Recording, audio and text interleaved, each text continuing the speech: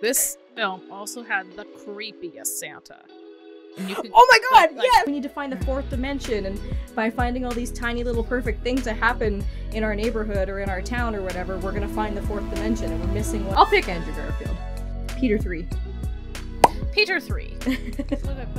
Ooh, that comic book filter. This green ball? This green tennis ball is Vecna, Yes. yeah.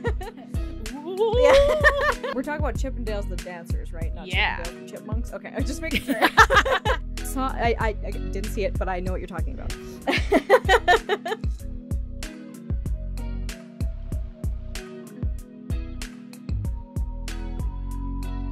I should have put on a sweater before we started.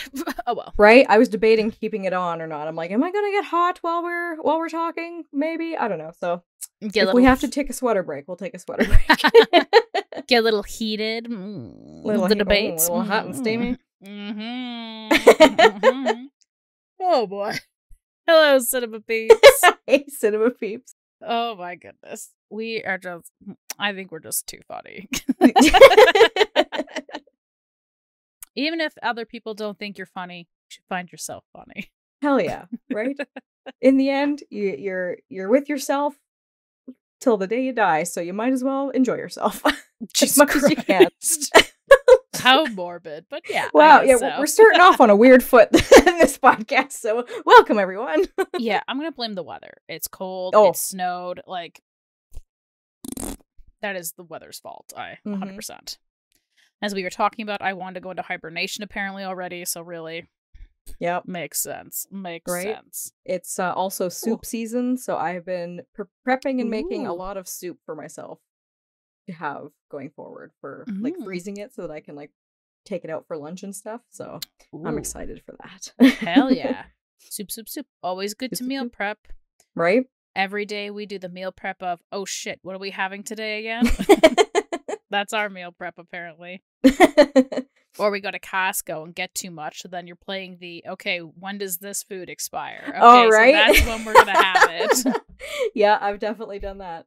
Play a little loosey-goosey. Like, well, it expired a couple days ago, but it should be fine.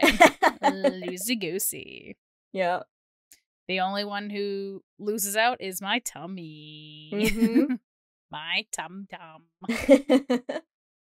Oh, boy. Whew. But yes, let's continue our horror movie spooky month marathon. Yeah. However we want to label it. Right? I was trying to remember what I even watched this week, but I think the only full movie I watched this week was the remake of Friday the 13th. Okay. I've also squeezed in a couple Hallmark films to kind of, ease, Okay. some fall Hallmark films. Yeah, I mean, we're getting close to that time, so. And I mean, as we had discussed, we found out that they're starting even earlier this year to release the Hallmark Christmas movies. What was the date you had sent me? I thought it was October 20th, but I feel like I'm off my rocker. That sounds right, yeah. And I feel like last year it was just like the last week of October, like it was the 27th or something. Yeah, I remember one year it was on Halloween because Katie Sackhoff was in the film, so she was promoting it on Halloween. Nice. So that's the only reason I remember. Nice. I still haven't watched that one, so I'm gonna watch it this year. I say it every year, but I'm gonna watch it. I will. I promise. Right? But what was my thought? But yeah, have you watched anything spooky scary? Yes, I have. I watched the Disney remake of Haunted Mansion. Oh, that's right, you did. Because after you told me that it was on Disney, I was like, ooh, okay, I want to go see it. So I ended up watching it that day. And then I started watching just out of curiosity, because I've heard, I mean, it has such a huge fan base, but I had never like got into it myself, but it was on Disney Plus as well. And it was like one of those suggested ones where it was like, you might like this. So I was like, okay, you know what? I'll give it a shot. And it's X-Files. So I started watching X-Files just to see what it was all about, and I can see why everybody likes it. So I'm now hooked on X-Files. Damn. And then the last one I started watching, or I watched was, because it was on TV the other night, was Mary Shelley's Frankenstein. Oh. With Robert De Niro. Oh. Yeah, I know. Okay. Yep.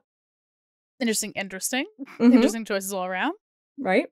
But hell yeah, that's sick. Well, I want to know your thoughts on Haunted Mansion, because I've been hearing a lot of mixed stuff. I heard some people really like it. I heard other people didn't like it at all. Yes.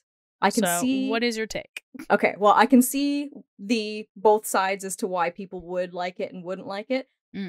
I wanted to, and I didn't get a chance to, but I wanted to go and watch the Eddie Murphy version again, just to give like myself a refresh to be able to make a good comparison, but I didn't get the chance to. So I think I still will, just because I like for my own sake. But yeah, I don't know. I went into it open-minded. I just was.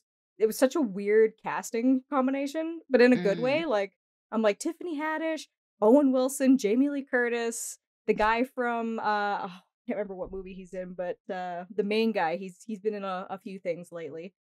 And Danny DeVito.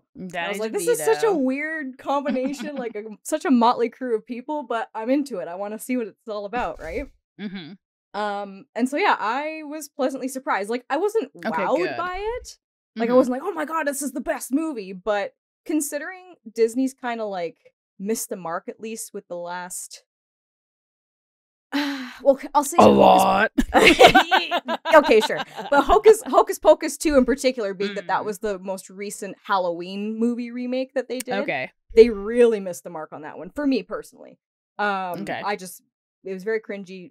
To me, Hocus Pocus was good in and of itself. I think it could have stayed that way, but regardless, I thought they did a good job of this. I feel like they really of Haunted Mansion. I feel like they really wanted to bring the essence of the ride itself into the film, which is cool because, like, I don't know if you've ever been to the Haunted Mansion ride. Yes. Okay.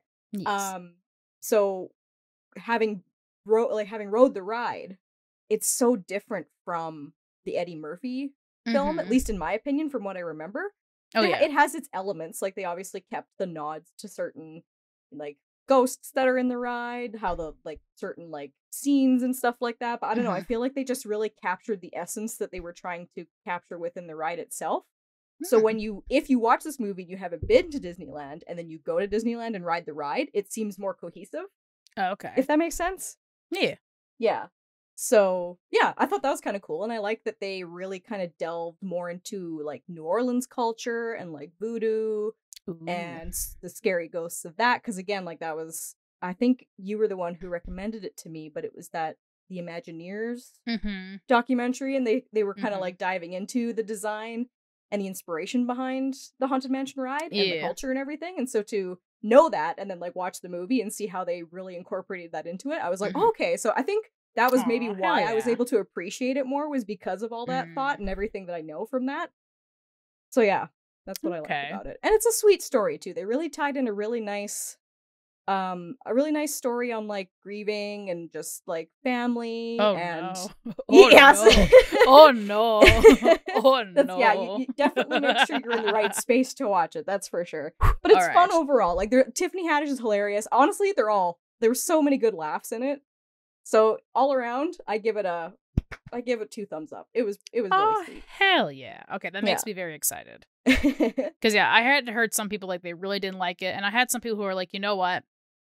Like, you kind of have to separate the two, and they're like, they lean definitely more spooky, scary, and I think it just works better. And now if you're saying if they're really trying to incorporate, like, the actual history of the ride, then that's awesome. Because I remember the first one almost had 0% to do with the ride. It was just a haunted mansion, like, for namesake, you know. Right? Like, they kept, like, there's the infamous Hatbox Ghost and they had those nods in the Eddie Murphy one. But again, I felt, and this has nothing to do with him, but, like, I felt like it was more centered on Eddie Murphy and just him being able to shine as a comedian and do what he does than it was, like, more. And, like, I guess because now that I think about it more, like, the story in that one was interesting too, and they kept similar characters and similar like storylines in that way, but I don't know, it felt more cohesive in this one than that one. I'm trying to remember, like, the dates now, because, you know, I'm very good at remembering dates apparently. Because maybe I'm off my rocker, and obviously call me out if I am, but Pirates of the Caribbean came out in early 2000s, you know.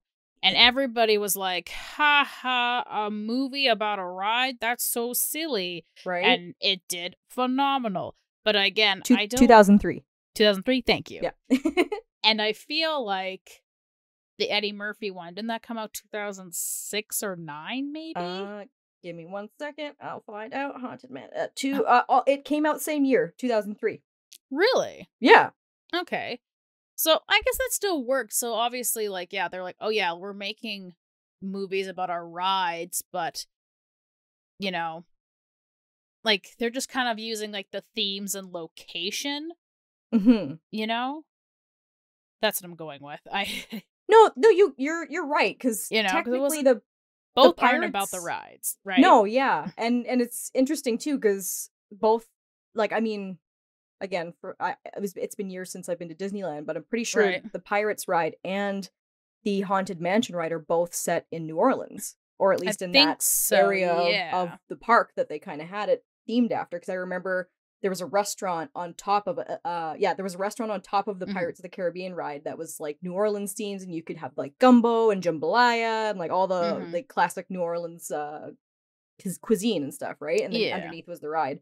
And you could like dine in there too and watch all the boats go around. It was really cool. But yeah, no, it wasn't until after Pirates became a big hit that they started incorporating Jack Sparrow into the ride. Like, it had... Yes. And I think the only, at least that I can remember, the only nod they had in the movie from the ride was the 3 guys in the prison trying to call the dog over. Yes. Because I remember was just thinking of the dog. Yeah. So yeah, maybe it was just, you know, that time where they're like, hey, like, you know, they gave people creative license to be like, hey, we want a movie that's kind of based on this, but like, go ham. You know, so it is nice that, yeah, in this one, they're like, you know what, let's focus more about the history of the ride. Yeah. And that way it made it different. And so I'm excited. Which also then gives me, maybe I shouldn't have hope, but it gives me a little bit of hope because I know Disney was talking about how they want to do a Tower of Terror ride that Scarlett Johansson's is like set to star in. Really? Oh wait. Yeah. I thought it was the Tower of Terror, but maybe I'm off my rocker. I thought it was. You're probably right, but because I know that there is a Tower of Terror movie that was made like in the 90s, I want to say, with Kristen Dunst, I think. Was it Kristen Dunst who was in it? Yeah. Kristen Dunst and a couple other like big 90s actors back then too. And yeah, I remember watching that all the time. We used to rent it from the video store and watch that. But yeah, that's interesting if they're making another one. Right? So I mean, if they are hopefully going to be like, hey, let's focus on the history of it and then we can make something good versus that. But so it does give me a little bit of hope. Right? A little bit. A smidge. A smidge. Yeah. A smidge.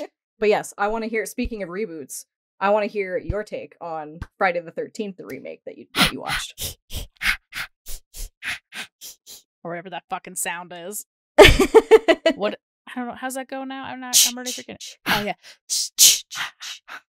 Which apparently I heard somewhere, or I had researched that supposedly what he's actually saying, or I think what the voice is saying is kill her or kill him or something like that. But it's just kind of cut off because the idea is that voice is supposed to be Jason's mom in his head saying that. But I never knew that. I always thought it was but if you kind of, it's like kill her or something like that. Yeah. Oh. I think it's just a sick beat. Jason's just really good beats, all right? That's all he's into. He's like, right? Scratch me ear. But yes, so yeah, after I watched Friday the 13th, the original, I was like, I'll just jump ahead and watch the remake that was made in 2009, I think I looked up. So yeah, I think you're right, yeah. I definitely missed quite a few movies in between, but I'm sure I didn't miss much. I also haven't looked at any reviews, so I will be interested to actually like dive into some reviews. Oh yeah. But just off the first impressions, like I didn't mind it. I thought it was fine. Yeah. I can't stress this enough that I'm not a horror like fishy monocle, you know. Like I said, I don't know a lot of the history. I know very basic pop culture, so maybe other people didn't enjoy the film, but I don't know. But like I thought for like a remake, and maybe just because I had just watched the original, I noticed how they paid, again, a lot of this homage to the original. So I was like, oh, that's really nice. they got rid of that first person perspective, and we got to see Jason a lot more in his, form. Although I was a little confused because when there was a bunch of like the movie almost has like 3 beginnings. There's one where it's like a black and white flashback. Yeah. To like, I guess, the camp. And then you get these other kids who are in search of some weed because people just grow weed willy-nilly. Yep. And this guy was telling the story about Jason and how in his story he was like, yeah, he dies. So his mom starts killing people. She gets her head chopped off and he goes, and Jason sees. And all the people are like, what? He's like, he sees. And I was like, yeah, I'm also confused because you said he was dead. So how did he see? Huh? Yeah. Huh? I was like, that's not good storytelling, okay? Story 101, that's not good storytelling. But then, of course, they camp somewhat near Crystal Lake, and they all get murdered. Yep. And then, as you do. Right? As this happens. Yeah. But the one girl, who I can't remember her name, she's the redhead, Winnie. I was like, oh my god, she's the girl from The Mentalist. I hope she doesn't die. And I was like, oh fuck, she's gonna die, obviously. But then we start off, and then again, we start the film, and then it's like 1 month later, and Sam Winchester's looking for Winnie. And I was like, oh, she could be alive. I'm like, okay. So I dug that aspect of the film. I felt like the characters had a little more, like some were still kind of like, the cliches of horror. Yeah. Very one-note personalities. But at least there was a couple people they tried to like actually flesh out, which I appreciated. Right. But I will say, I think the biggest problem I had with the film was why the fuck would you name a character Caleigh? It hurt my soul every time. They were like, come on, Caleigh. Yeah, Caleigh. I was like, no, that's not a name. Like, what is that? Like, I just was like, that's Sam Winchester, and that's that. I'm not calling you Caleigh. Like, that is dumb. No, I know. Dumb. I feel like it was probably at the time in 2009 that was probably like a popular baby's name. Is in it? That era. It is. Caleigh, yeah. There's Clay Aiken. I mean, there's people who have that name. Okay, well, I'm sorry to all the Clays out there, but like, no. But like, no. Yeah. No. Like, that was very annoying. Yeah. But then, we had Danielle Pennebaker, so I was like, this is exciting. Mm-hmm. I will say on a more serious note, not on goofiness. I think near the end, I was losing a little steam for the movie. I was losing a bit of steam. I think just because, again, I felt there was a lot of unanswered questions, Mm-hmm. But I mean, like, even the first one, right? Like, Jason Voorhees' mom kills a bunch of people. Then she just pops in and goes, oh, hello, I used to work here. And then 2 minutes later, surprise, motherfucker, I'm the killer. With, like, the weirdest, whiplash ever in history. So, like, I was like, well, that's kind of on brand, I think, for this, maybe, Friday the 13th. That, like, there's kind of, like, no story. And then out of nowhere, it's like, what's up? Yeah. But I guess, at least the way I was seeing it, Winnie was allowed to live because maybe she looked like his mom because she had the locket. Yeah. I guess. And then she kept calling him, like, Jason, it's okay. So there was, like, a weird thing happening there. But again, I was like, okay, like, this will be fine. But, like, yeah, I don't know. At the end, I was like, I don't feel like I was rewarded with anything new in terms of, like, lore. But again, I don't know a whole lot. Yeah. And I mean, I was really rooting. I was like, I hope all 3 of them survive, but I was like, there's no fucking way. So, of course, when Danielle Pennebaker gets stabbed, I was like, oh, no! Right? No! I was also wondering, and again, maybe just because, again, maybe my brain was going 5 miles a minute. I was like, oh, like, Winnie's a redhead. Danielle Pennebaker's a redhead. I was like, I wonder in some weird twist, like, she has to, like, sacrifice herself. And, like, she then gets captured and has to stay there as Jason's, like, new pet, maybe. But obviously when she got stabbed, that did not happen. Yeah. Although I was like, that could still happen. But yeah. No, they ended up killing him and then throwing him in the lake, which I was like, I even thought, I was like, I wonder if they'll do the same thing in the first movie where he jumps back out of the lake and by God he did and grabbed her. And then the movie just ends and you're like, okay, I guess so.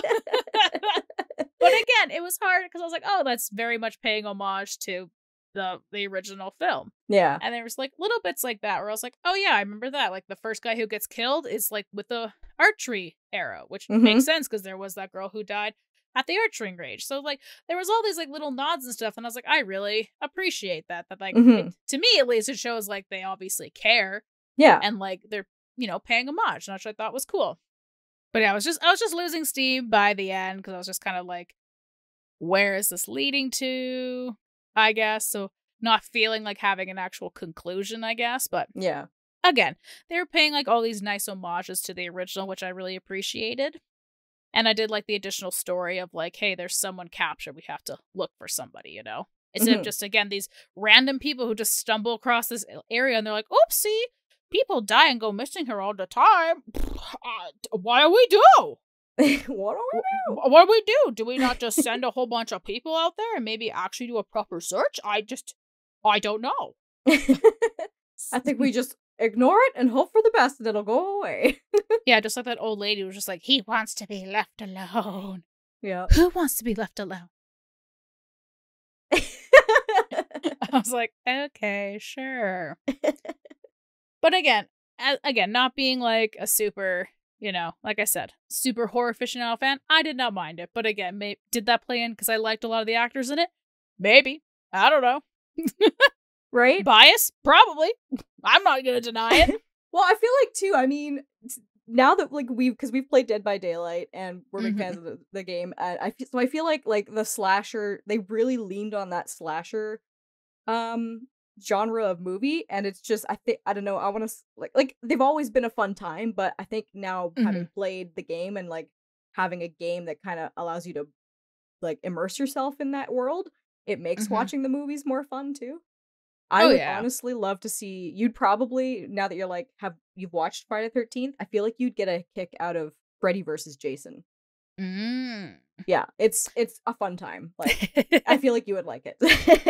Yeah, I think it was my brother who was telling me that, like, Freddy, like, puts Jason into his dreams of, like, drowning again. Yeah. And stuff.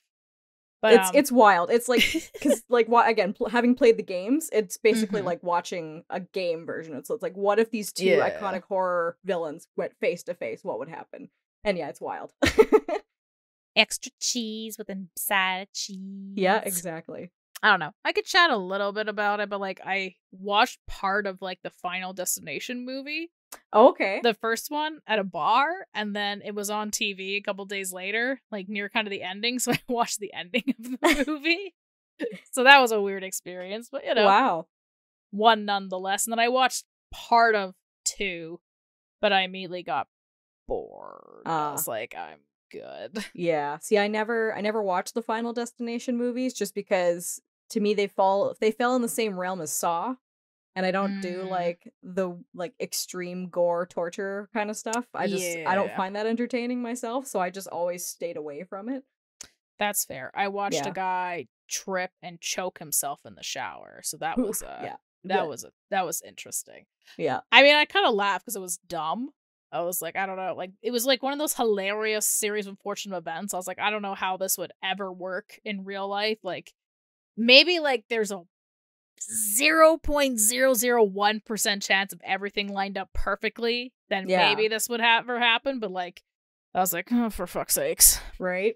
I think for me, because again, I watched like half of it at the bar and then the ending at home, and then watched like part of the beginning and kind of the middle of the second one. But I've just decided those movies are just not for me. Yeah. Again, I don't care, like, I don't know, gore is gore. I think it's just the fact that the films were just super pretentious. I was just like, we need to calm the fuck down, okay? Yeah.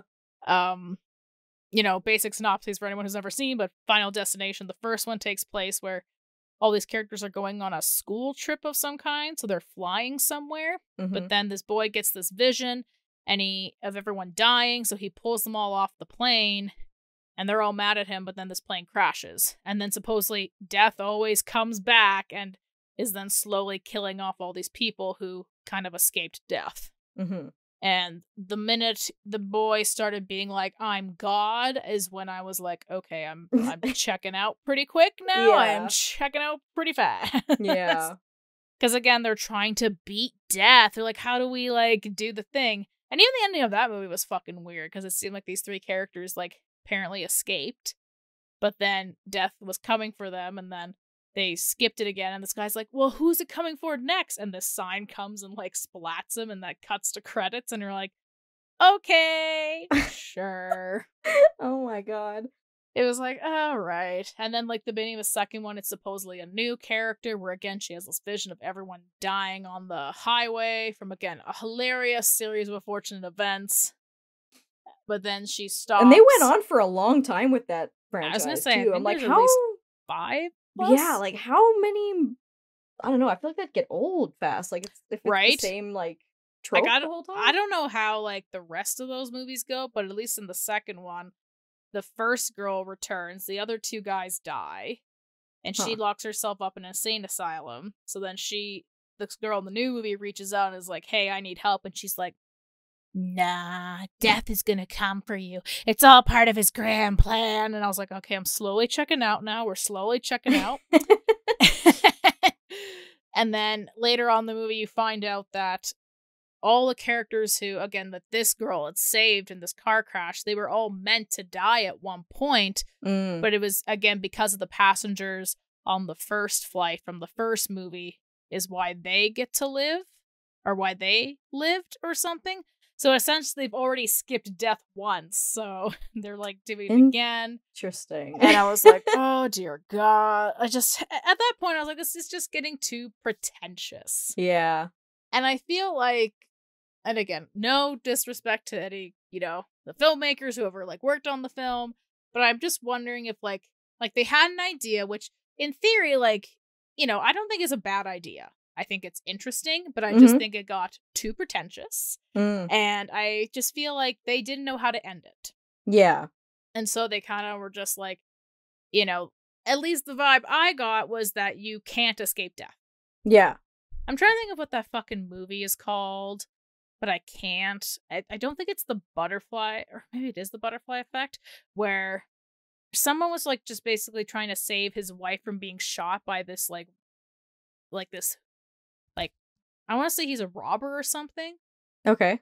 Or some sort of criminal. He like shoots and kills his wife, and so he keeps going back to try to save her, but like no matter what he does, she just is going to die. Yeah, I feel like that I don't know what it's called. It might be the butterfly effect, but that maybe? particular theme or that type of storyline has been used a lot in different things too, so I could be mixing it up with something else. Yeah. I mean, I could be doing the exact same thing, but I'm glad we're on the same boat. Yeah. So at least, like, to me, that's what maybe the Final Destination movies are about, is that you just can't escape death. Yeah. But then these characters are trying to. So, I mean, there could have been a cool story about, like, your immortality and how it doesn't last or something like that. But they decide to go the route of, like, death has a grand design, his grand plan. And I'm just like, I'm fucking checking the fuck out. Yeah. And again, like you said, I think... So on top of being pretentious, it's like, I think for a lot of people, it's just the gore factor. Because again, when I was at this bar, I was talking to a bunch of people, and they, again, a lot of what people remember from movies is like, oh, do you remember that one scene where the guy got the lock through his head? Yeah. Oh, do you remember when that girl was locked in the tanning bed? Like, that was so bad. Like so horrible to watch. So yeah, I think it is just like this. How many ways can we torture and mutilate people? Right? And again, I remember... in the second one, there was a mother and son at the dentist office, and somehow this guy dies because of pigeons. And I didn't watch it because the guy had his mouth open. He was doing dental work, and I was like, I do not need a reason to not go to the dentist. So I turned it off, and then I know he died. I don't know how, but I was like, I don't need to watch that. Yeah. That is, I don't need that scarring image in my mind forever. Yeah. So, yeah, I think even though I know I'm going against my own word, being like, you should always, like, watch a film whole, Yeah. I'm breaking my own rules, but I just don't think the Final Destination movies are for me. Everyone has boundaries. I feel like we all have our limits. Yes. If you feel like you can't cross them, you shouldn't. So, but it was interesting you saying that with the whole, like, oh, this death grand scheme and you can't cheat death.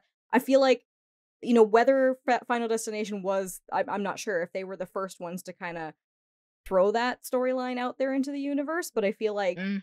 you know, that particular theme has been used in a lot of like specifically I can think of like The Flash, they've used it, Arrow, like superhero shows, Supernatural's definitely done it. Like Yeah. that particular theme in of itself is very interesting. So to me, watching the shows that we have watched where they've used that, you can't cheat death, but there's been closure to it at least.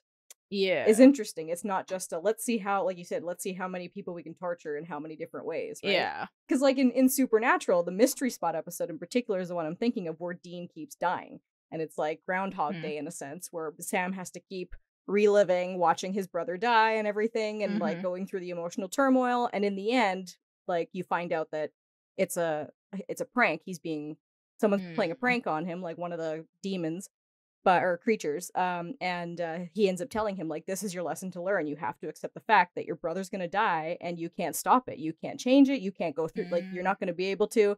So again, there's closure within that storyline, and it's interesting that way. So you still get the comedic, oh, let's see how many different ways Dean dies, because they make it comedic, right? But in the end, they're still, like, they wrap up that whole kind of theme with, like, okay, you can't cheat death. You have to accept this fact, and this is now your lesson is to learn how to move on without him, how to live without your brother, kind of thing, right? Yeah. Right, and that could have been, like a nice closure way of, if intent, again, this is my interpretation of the weird little bits and pieces I've watched from this series. Yeah. But I mean, that could have been a cool theme, because then maybe, again, I hate you. That's grand design. But maybe like the deaths stop or something. Like maybe all the brutal deaths stop once you accept, like, hey, I can't escape death. Like this is something that's going to happen. And then maybe that's when it stops or something. You know? And then you actually get to maybe live a little bit longer of a normal life, and that life, does have these random sporadic things that happen. You can't control it. Because, and again, maybe it explains it more in like the series, but then it's like, why give these people visions to torture them anyway? Like, so then again, it does just feel like they torture them. So and ultimately, it's a horror movie. That's the aspect, is to just terrify you. So they probably weren't even thinking about like all the grand scheme of stuff that we're thinking of. But... I know, we're just nerds. That's what it is. We're just nerds, and I just personally, it's like out of everything I've seen that has done similar themes of that, it's fleshed out that theme better, at least. And I guess that's maybe why I don't watch those movies and why I'm not a fan, because I'd rather that be fleshed out and have more closure to it and have kind of a lesson to learn, because death is such a, it's a big thing. It's a thing of part of our lives. And so when you can at least have that closure or explain it in some ways, it helps people go through it easier, then that's, I don't know, I feel like to me that's just a better way of telling it than to just be like, all right. But again, it's a horror movie. It's meant to be fun. Some people enjoy it, so it's just not for us. Nope. As we wrap up, I don't know what your plan. I know I said I might try to watch Haunted Mansion, but I'm hoping next episode it'll be on Halloween, so that'll be fun. But yeah, my plan is to at least watch Halloween on Halloween. Nice. And then hopefully next week I'm seeing Five Nights at Freddy's, that I'm very excited. So see, I've been debating if I want to go see that or not, because when I saw the trailer in theaters, I was like, are you kidding me? There's a Five Nights at Freddy's. And then I saw Josh Hutcherson was in it, and I was like, uh-oh, I think I need to go see it just because of Josh Hutcherson. Because he hasn't been in anything. Like, he was in a TV series a couple years ago, but yeah. So, yeah. Well, I'll let you know. You will have to let me know. Yes. And my plan is this week I'm finishing up my final marathon of The Conjuring, so I'm watching the final Conjuring movie, the third one.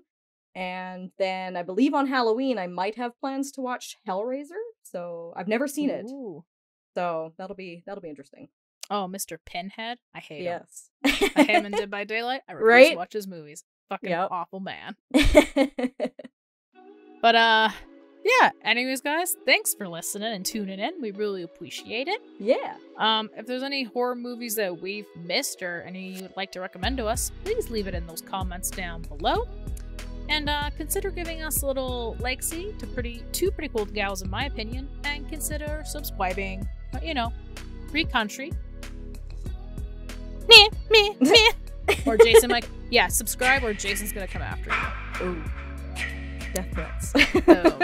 No, not that. Just he could come after you. I don't know. Yeah. I don't know. Yeah. In the grand scheme. In Death's grand design. Yeah. Motherfuckers.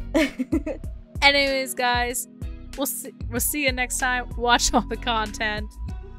And yeah, have a wonderful week. Bye-bye. Bye-bye. Monkey. Monkey.